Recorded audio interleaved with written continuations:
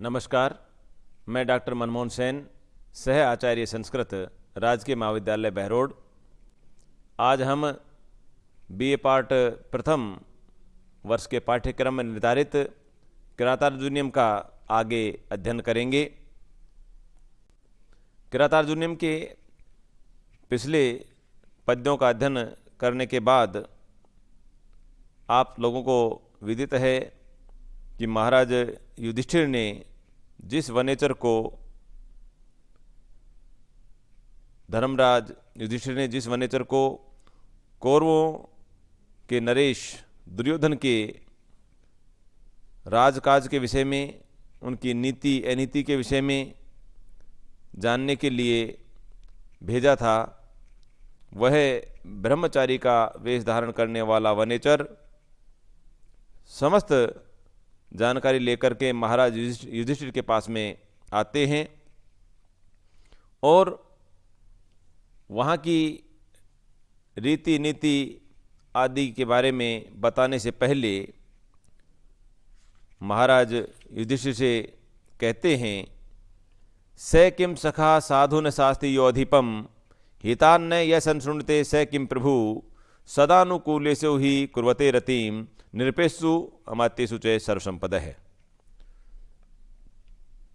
वनेचर कहता है, यह जो मंत्री या मित्र अधिपम अपने राजा को साधु न शास्ति, साधु उचित न शास्ति, परामर्श नहीं देता है, उचित उपदेश नहीं देता है, स किम सखा, वह कुत्सित मित्र है, वह बुरा मंत्री है या मित्र है। और यह हितात न संशृणुते, जो हित की बात को, हितकारी बात को नहीं सुनता है, न संशृणुते नहीं सुनता है, स किम प्रभु, वह कुत्सित राजा है, स्वामी है, निंदित स्वामी है, बुरा स्वामी है।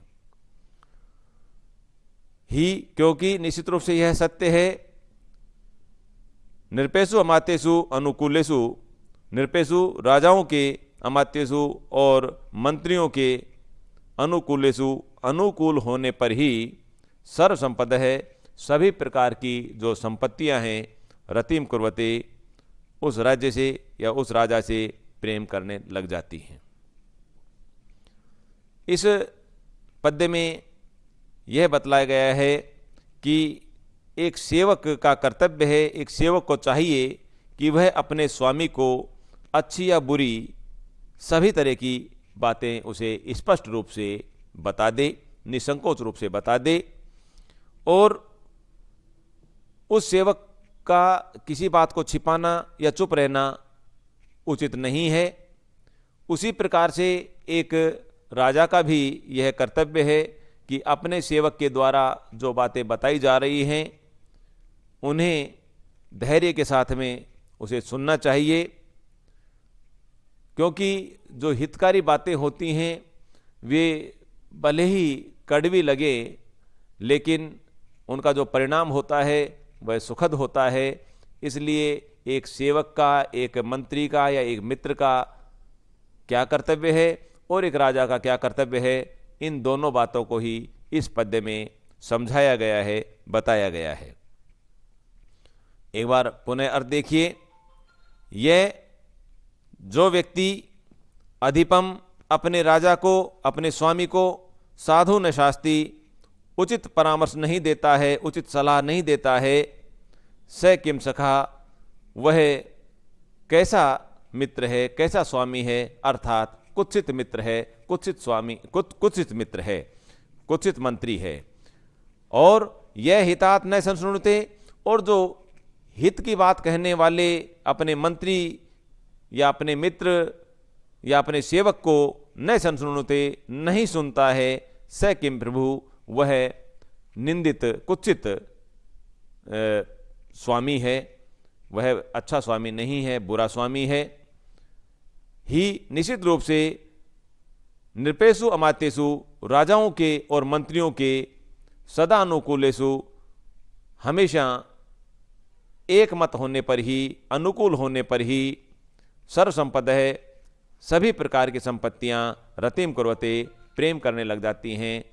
यानी कि उस राजा के राज्य में सुख समृद्धि में वृद्धि होती है जो अपने मंत्री आदि की बात को उचित रूप से सुनता है, धैर्य के साथ में सुनता है, और जो उसके सेवक या जो उसके मंत्री हैं वो निसंकोच रूप से राजा के समक्ष अपने उचित परामर्श को रखते हैं, वही राज्य उन्नति करता है, समृद्धिशाली होता है। इस पद्य में जैसा कि पहले आपको बताया गया वही वंशस्थ छंद चल रहा है। वंशस्थ जतऊ तो वंशस्थ मुदीरितम जरऊ, यह इसका लक्षण है। इस पद्य में यह भी बतलाया गया है कि राजाओं और मंत्रियों की परस्पर अनुकूलता को संपूर्ण सफलताओं का प्रमुख कारण माना गया है। दोनों का अनुकूल होना, एक मत होना परम आवश्यक है, क्योंकि जो मतभेद होते हैं उनसे कोई भी राज्य उन्नति नहीं कर पाता है।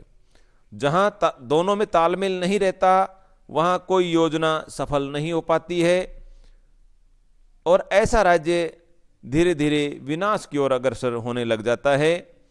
अतः दोनों का एक मत होना, दोनों का एक जैसा होना परम आवश्यक है। इसमें कुछ व्याकरणात्मक टिप्पणियां भी हैं जिन पर आपको ध्यान देना चाहिए।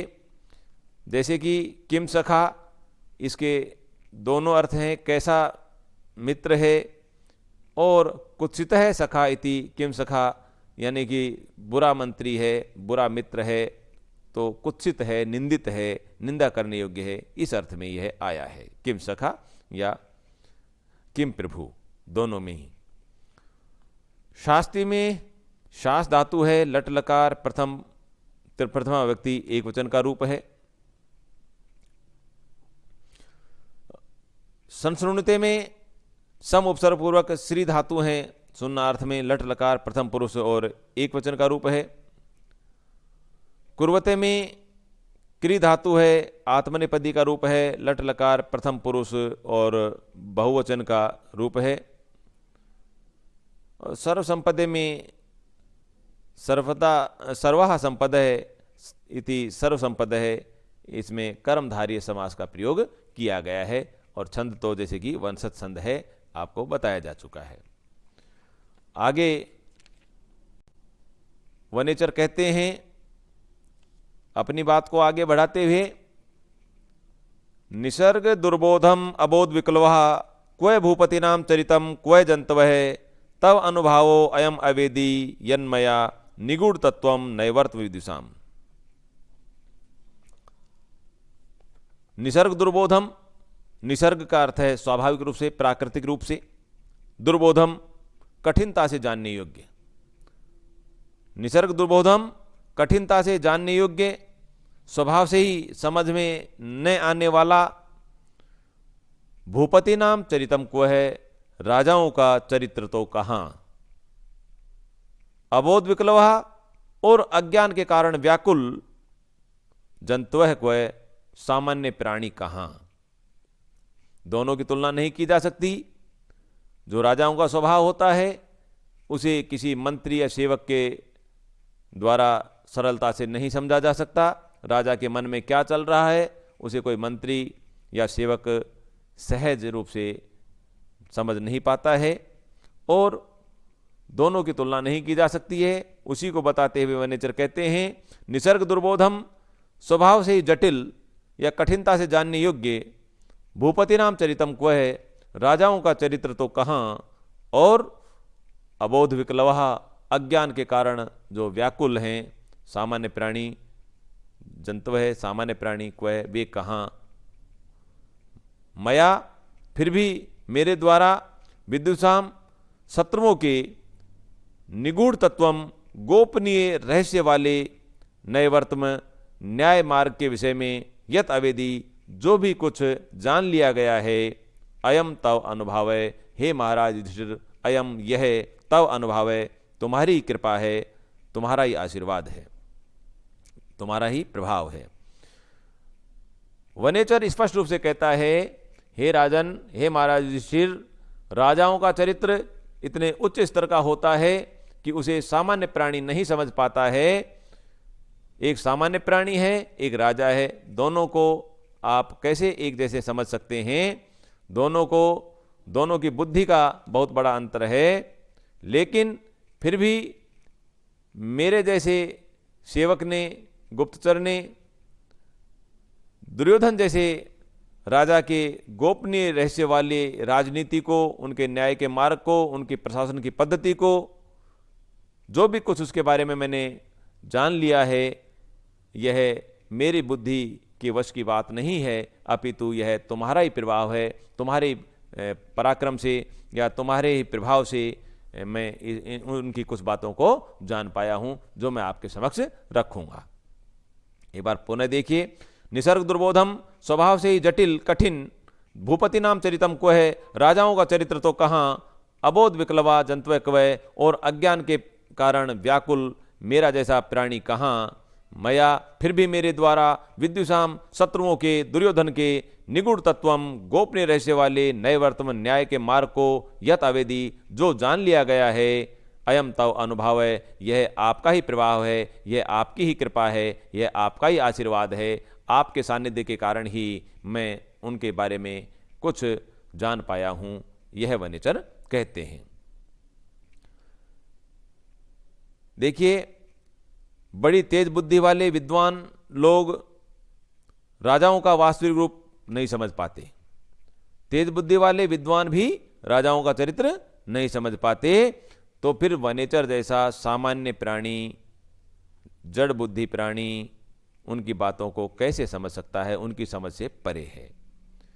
फिर भी दुर्योधन जैसे नीति कुशल, कपटपूर्ण व्यवहार करने वाले शत्रु का जो नीति मार्ग है, जो प्रशासन की पद्धति है, शासन की पद्धति है, उसको मैंने कुछ जाना है उसके बारे में, वह तुम्हारी ही कृपा है, तुम्हारा ही आशीर्वाद है, यह इस पद्य में बतलाया गया है। व्याकरणात्मक रूप से देखेंगे तो इसमें देखिए, तव यानी कि तुम्हारा, युष्मद शब्द का षष्ठी विभक्ति और एक वचन का रूप है। अवेदी में विद धातु है, ज्ञानार्थक, लुंग लकार प्रथम पुरुष और एक वचन का रूप है।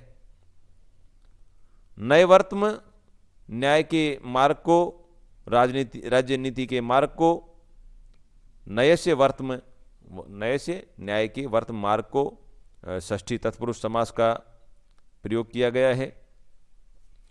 इस प्रकार से इसमें भी जैसा कि पूर्व के पद्यों में है, उसी तरह से इसमें भी वंशज छंद का ही प्रयोग किया गया है। धन्यवाद।